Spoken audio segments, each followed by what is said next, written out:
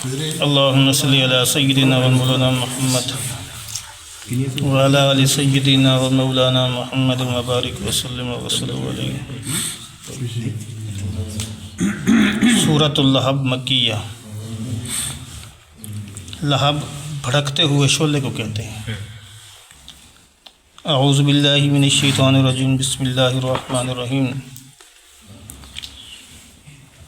تبت یدا ابی لہب وتب، ہاتھ ابو لہب کے برباد ہوں،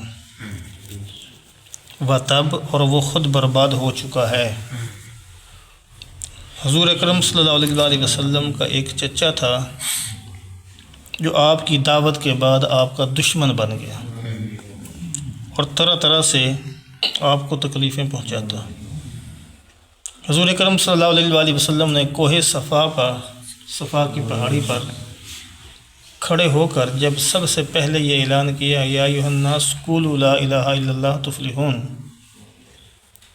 اے لوگو تم لا الہ الا اللہ پڑھ لو کامیاب ہو جاؤ گے۔ سفید جھنڈا لہرایا جو عرب کے ہاں امن کی علامت تھا۔ تو ابو جہل نے کہا، تباً لک لہذا جمعتنا یا محمد، اے محمد تیرے دونوں ہاتھ ٹوٹ جائیں، کیا تو نے ہمیں اس لیے جمع کیا تھا؟ نعوذ باللہ من ذالک۔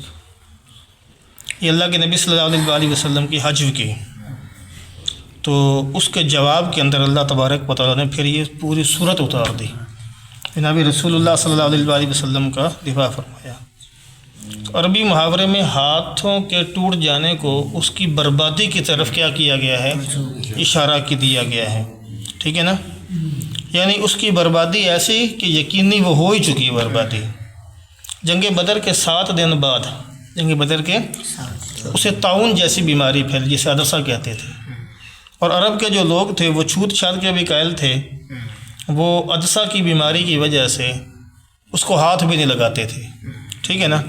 اس کی حالت ایسی ہو گئی کہ اس کے اندر سخت بدبو پیدا ہو گئی، کیڑے وغیرہ کوئی ایسی مرض لاحق ہو گئی، وہ گل سڑ کے مر گیا، اور لوگوں نے اس کو پھر دفن نہیں کیا، دور سے ہی لمبے لمبے ڈنڈے لے کر نا، بانس وغیرہ لے کر دھکے دے کر اس کو گڑھے کے اندر پھینک دیا۔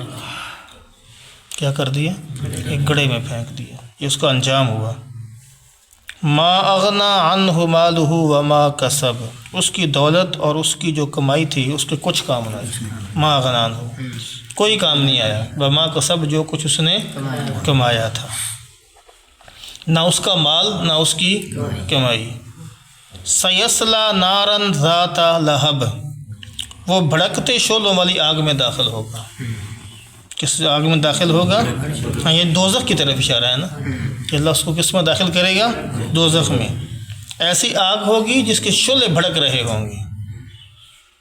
وامرأتہ، اور اس کی بیوی بھی، اس کی بیوی کا نام تھا ام جمیل، ٹھیک ہے نا؟ حضور اکرم صلی اللہ علیہ وآلہ وسلم کی یہ دشمن تھی، اپنے خامند کی ساتھی تھی۔ یہ کیا تھی؟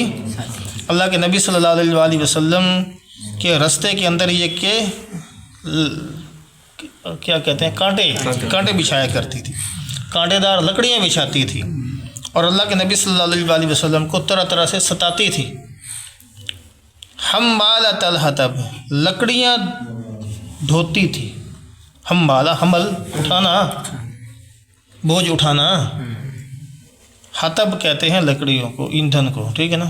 وہ جلانے والی کیا کرتی تھی؟ لکڑیاں اٹھاتی تھی۔ اس کا ایک مطلب تو یہ ہے نا کہ وہ اگرچہ بڑے اونچے گھرانے کے اندر تھی، سردار گھرانہ تھا نا ابو لہب کا، ٹھیک ہے نا؟ عام بندہ تو نہیں تھا، علاقے کا سردار تھا، تو اونچے گھرانے کے ساتھ اس کا کیا تھا؟ تعلق تھا اونچے، لیکن اس کی کنجوسی کا عالم یہ تھا کہ یہ لکڑیاں چن کے گزارا کرتی تھی، اپنے آپ کو کیا کرتی تھی؟ لکڑیاں چنتی تھی۔ اور کہ لکڑیاں چننے کے ساتھ اس کی طرف بھی اشارہ ہو سکتا ہے کہ جو اللہ کے نبی کے رستے میں بچھانی ہوتی تھی اس کو اکٹھا کیا کرتی تھی، ٹھیک ہے نا؟ ایک تو یہ ہے کہ گھر کا جلانے کے لیے یا اس کو بیچ کر پیسے کمانا کنجوسی کی وجہ سے، وہ بھی مطلب ہو سکتا ہے، اور دوسرا لکڑیاں اٹھانے سے یہ بھی مراد ہے کہ وہ لکڑیاں اکٹھی کرتی تھی اور اللہ کے نبی کے رستے میں کیا کرتی تھی؟ بچھایا کرتی تھی، اللہ کے نبی کو تکلیف پہنچانے کے لیے۔ روایات کے اندر آتا ہے کہ یہ لکڑیوں کا گٹھا کل قیامت کے دن کیا کیے ہوئے ہوگی؟ اٹھائے ہوئے ہوگی، اور کس میں داخل کر دی جائے گی؟ دوزخ کے اندر، ٹھیک ہے نا۔ فی جیدہا حبل من مسد، اپنی گردن میں مونج کی رسی لیے ہوئے ہوگی، مونجدی رسی اپنی گردن میں اس نے کیا کی ہوگی؟ جب یہ لکڑیاں ڈھویا کرتی تھی تو اپنے گلے کے اندر نا مونج کی رسی ڈال لیا کرتی تھی، اور اس رسی کو گلے میں لپیٹ کر اس میں کیا کرتی تھی؟ لکڑیاں باندھتی تھی۔ اور دوسرا مطلب یہ کہ کل قیامت کے دن جب یہ جہنم میں داخل ہوگی تو اس کی کیفیت یہ ہوگی کہ اس کے گلے میں مونج کی رسی کا توق بنا کر ڈال دیا جائے گا۔ کیا کر دیا جائے گا؟ ہاں، اس کی بیوی جو ام جمیل تھی، کیا بنا دیا جائے گا؟ توق بنا کر دے۔ یہ سارا کیوں ہوا؟ دین کا مذاق اڑایا اس نے، اللہ کے نبی کا مذاق اڑایا اس نے، اور اللہ کے نبی صلی اللہ علیہ وآلہ وسلم کی تعلیم کا مذاق اڑایا اس نے۔ تو ہمارے لیے بھی عبرت کا نشان ہے، ٹھیک ہے نا۔ ایک بات یاد رکھیں، پہلے بھی میں نے آپ کو بتلائی ہے، جب تک ہم یہ نہ سمجھیں گے نا کہ یہ آیت، یہ قرآن، یہ صورت، یہ شان، یہ میرے لیے نازل ہوا ہے، اس وقت تک آپ اس سے فائدہ نہیں اٹھا سکتے۔ اس وقت یہ واقعہ برائے واقعہ رہے گا۔ جب آپ سوچیں گے نا کہ یہ میرے لیے نازل ہوئی ہے، یہ ہمارے لیے نازل ہوئی ہے، یہ آج کے دور کے لیے نازل ہوئی ہے، پھر آپ کو یہ قرآن فائدہ دے گا، ٹھیک ہے نا۔ آج ہم چلو ابو جہل نے تو وہ بات کہہ دی، اور اس کی بیوی تو یہ کام کرتی تھی،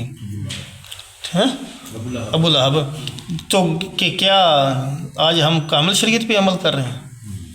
ہم سنتوں کی دھجیاں نہیں اڑا رہے۔ میں نے ایک بندے سے کہا، میں نے کہا بھائی مسجد سے نکلنا تو ہے ہی صحیح، تو مسجد میں نکلنے سے پہلے اپنا بایاں پاؤں پہلے باہر رکھ لیں، جوتے کے اندر دایاں پاؤں پہ، سنت طریقہ ہے، ٹھیک ہے نا۔